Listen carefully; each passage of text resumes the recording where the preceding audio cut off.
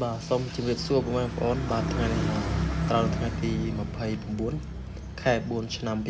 2026បាទថ្ងៃនេះខ្ញុំបាទមានមកពីឡាទីមួយដែលបានបញ្ចប់ជូនភ្ញៀវហើយក៏មកសោជូនភ្ញៀវដែរបងប្អូនហើយសម្រាប់គម្រោងនេះស្ថិតនៅភូមិព្រៃតាព្រេង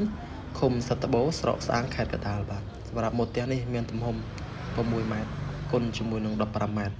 ហើយមានបន្ទប់គេង3បន្ទប់ទឹក2កន្លែងទូភ្ញៀវហើយនិងផ្ទះបាយបាទហើយសម្រាប់ទឹកដៃពុកម៉ែបងប្អូនអាចទស្សនាបាន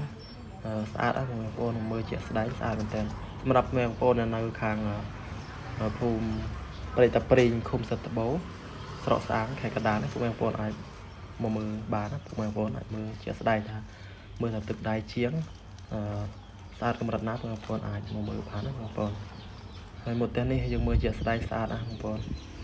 ជាប្រភេទវីឡាទឺ